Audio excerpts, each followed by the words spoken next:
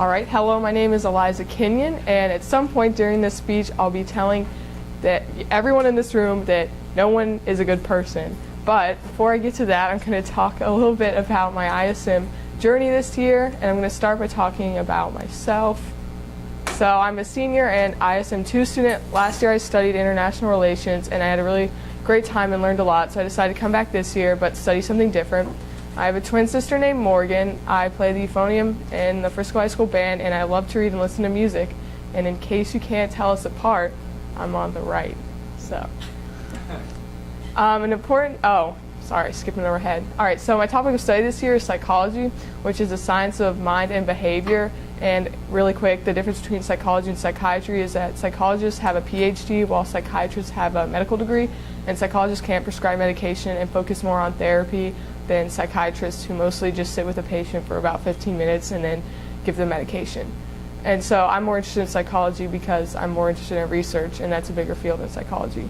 And the reason for my interest at all is, as I've told you the last 2 times I've given my speech, is because when I was in middle school, I watched Discovery Health, and they had Psych Week on there, and I thought it was really interesting and enjoyed watching all those shows. So I've been interested in psychology ever since. So then an important thing in ISM is to do research assessments. So we basically pick a topic in our field and just research it and then write a paper over it, over what we learned. And the first assessment that we're all required to do is the Career Outlook Assessment. And basically it tells you what the employment rate looks like, how much you'll get paid, how long you have to go to school. So for psychology, the employment outlook is pretty good. It's expected to rise at the average rate, unless you do industrial organizational psychology, in which it has a huge increase in people who will be needed in the future. And then the pay for psychologists is all right. And then the school, you have to go to a lot of school. Through a lot of school. Somebody I interviewed actually said that you have to go to more school to talk to someone than you do to cut someone open for a lot of these psychology jobs. So I thought that was interesting. And then another thing I researched was neuropsychology, because I thought that field looked really interesting. And it's kind of a mix between neuroscience and psychology, and it deals a lot with head injuries, and then with older people, dementia and Alzheimer's. And so I thought that looked really interesting. And then the last big assessment I wrote was over the UNT visit. Or not the last big assessment, but the last big assessment I want to discuss is over the UNT visit. And I attended 2 psychology classes there. One was personality, and they talked a lot about isolation and loneliness. And as I stated last time, how over half of Americans think that they're above average, which is not how that works, so it's interesting. And a lot of people in America have really high self-esteem, which is a good thing, but it's also led to an increase in narcissism and arrogance in America. And then the other class I attended was the sexual behaviors class, and last time I told you all about asphyxiation, which is when people enjoy getting suffocated, which is really weird.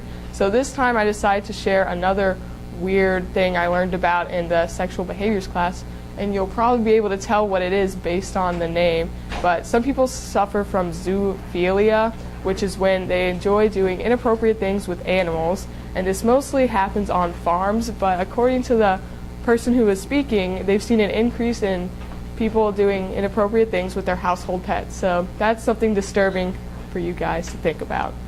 And then another big part of ISM is interviews. And I conducted 6 in-person interviews and 2 over the phone this year. And so my first interview was with Dr. Lynette Silva, and she's an assistant professor in the Department of Psychiatry at UT Southwestern, and she's a neuropsychologist. It was really interesting speaking to her because I was interested in neuropsychology, so I got to learn a lot about the field. But what she does is she sits with 1 to 2 patients 3 to 5 days a week and diagnoses them. It's not the same patient. It's a different patient each time, and that she has to give them a battery of tests that usually take about 3 or more hours, so they're very tiring, and people usually get very cranky. But it's really interesting to hear about them. She diagnoses a lot of older people with dementia and those kinds of illnesses, and a lot of them don't think there's anything wrong with them, so they're not very willing to go forward with the test. So it sounded really interesting. The second person I interviewed was Dr. Ann Capel, and she's the founder and CEO of Alpha Consulting and Empowerment, and she's an industrial organizational psychologist, although she does more of the organizational side, which is dealing with the rigors of the workplace. And it was really interesting speaking to her because I had never really heard about IO psychology before. I read about it in my assessment, but I didn't really know much about it, and I didn't think I'd ever interview someone who was in this field. So it was really interesting to speak with her. And she said a big thing, a project that a lot of IO psychologists are working on, is integrating the millennials into the workforce because they like a different leadership style than the old kind of worker bees. They enjoy having their boss be their friend versus being strict with them. So they have to teach all the CEOs and all the bosses how to work with this new generation. So I thought that was really interesting.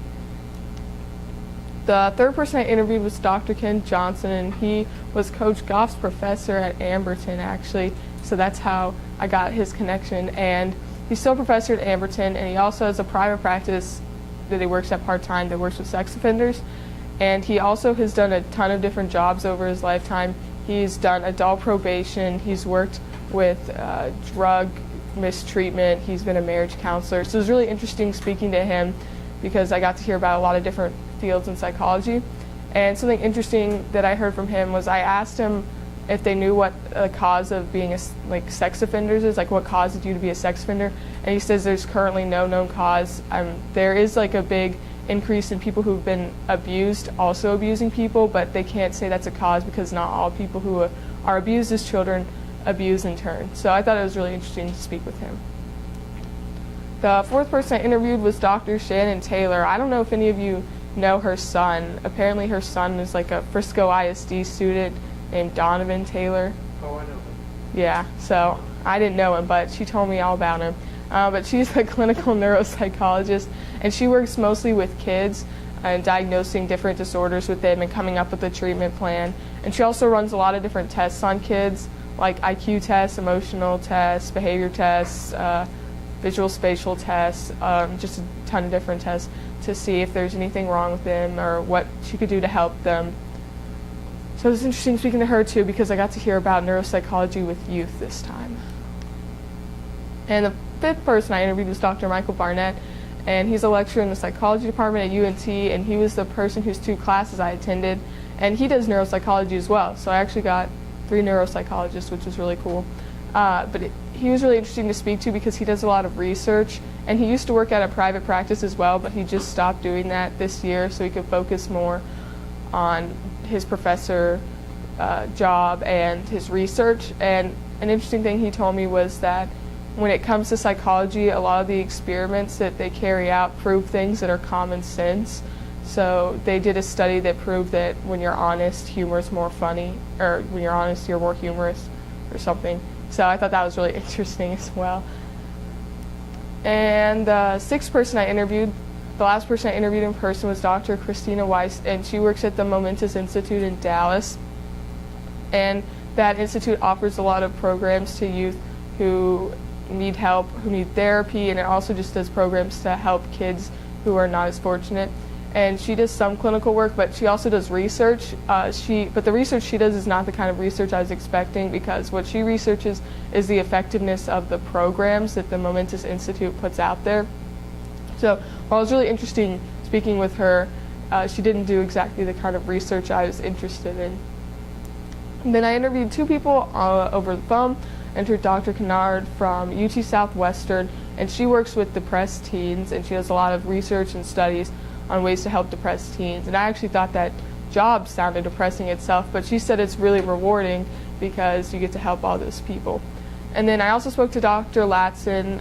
She was recommended by Dr. Johnson. They both work at Amberton, and she's actually a counselor, not really a psychologist, but she says mostly their jobs, they end up doing a lot of the same things. And so it was really interesting speaking to her as well. And for my mentor, I ended up choosing the third person I interviewed, who was Dr. Ken Johnson. And I had my first mentor visit last week, and I went to Amberton and Garland, which actually took a really long time, which I was not expecting.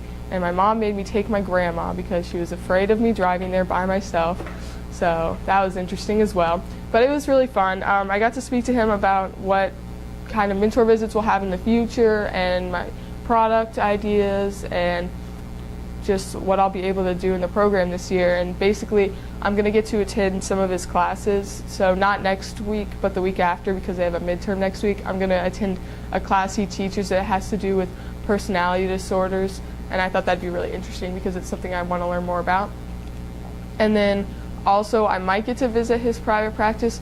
Currently, I'm not going to be able to because all of his clients are sex offenders and they go to jail if I was there. So that would not be good.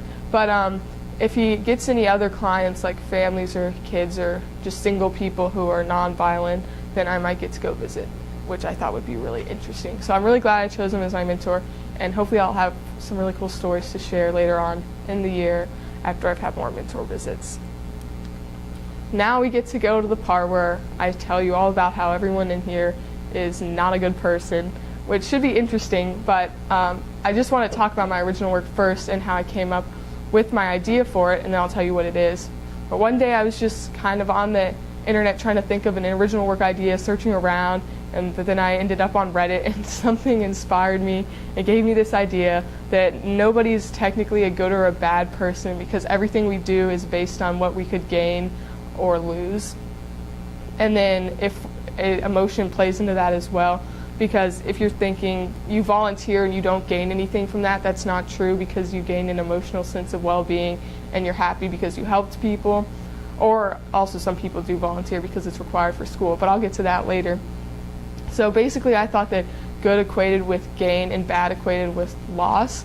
And so I decided to make a survey and send it out to people to see if my hypothesis was correct. And so I did a lot of research on how to write a survey in the correct format, like multiple choice and such, and should I send it over internet or do it in person. And then I also researched antisocial personality disorder, and people who suffer from that are more commonly known as sociopaths, and they don't really care about the emotions or feelings of others, and they don't have empathy. And so I thought they would support my hypothesis because they do a lot of things that we consider bad because they'll gain a lot from it. For example, there's a lot of times where you could do something that would hurt someone, but you don't because you would feel bad. But they don't care because they don't get that same feeling of guilt. So they do a lot of things that we consider bad because they gain something from it and they don't lose anything emotionally like we would. So I thought they would support my hypothesis. And then I conducted my survey, and I got 98 responses, but 2 of them were test runs, so I only counted 96 of them in there. And so I'm just going to go over my answers, what I think they meant. So the first question was to pick the person you think is the worst from these. And the most popular choice was murderer. It didn't have a 50% or above majority, but it was the most popular by far. And most people said that murderer was the worst because they took away the most, because they took away a life. And so that kind of did fit with my hypothesis, because we see the worst people as the people who take away the most from us, and they don't give anything in return. So that's why I think murderer was picked as the worst person. And it goes hand in hand with the second question, which was pick the person you think is the best. And most people picked soldier because they give the most while getting the least in return.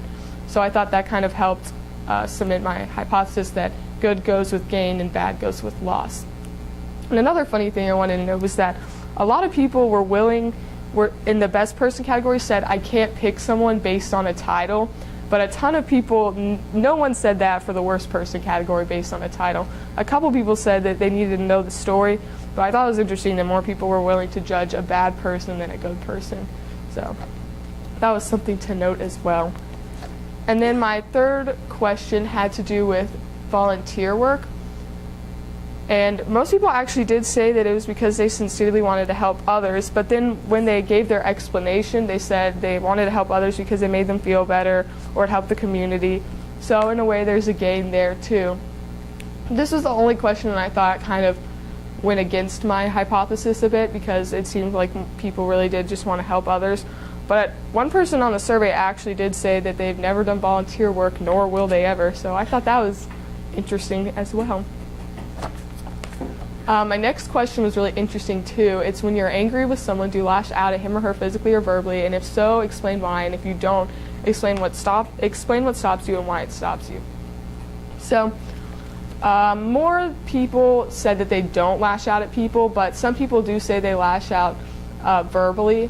One person did say they lash out physically at their sister, so I thought that was kind of funny. But when it came to not lashing out, people said they didn't lash out because they knew they wouldn't gain anything from it. It wouldn't help them at all because it would just create more problem in the future.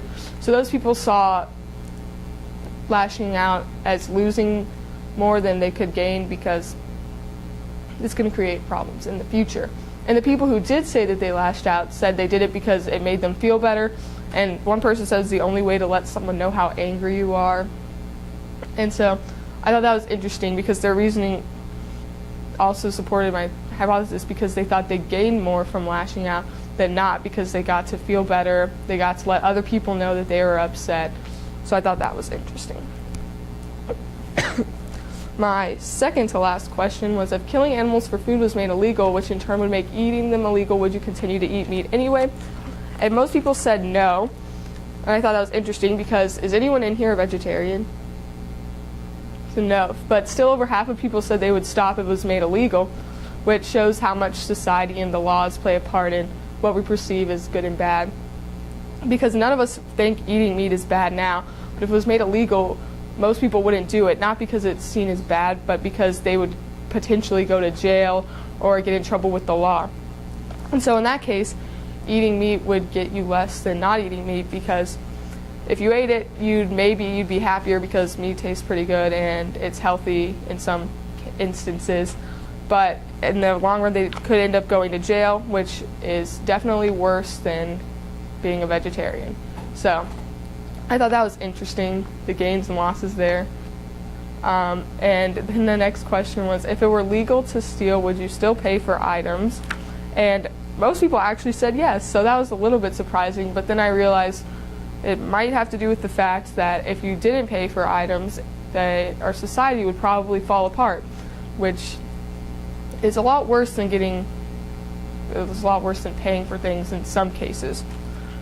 Also, I noted that some people who picked that they would not pay for items, which was actually a small percent compared to the people who would still pay, could possibly be in lower socioeconomic groups, and it possibly would be better for them to get the items for free than to have society together.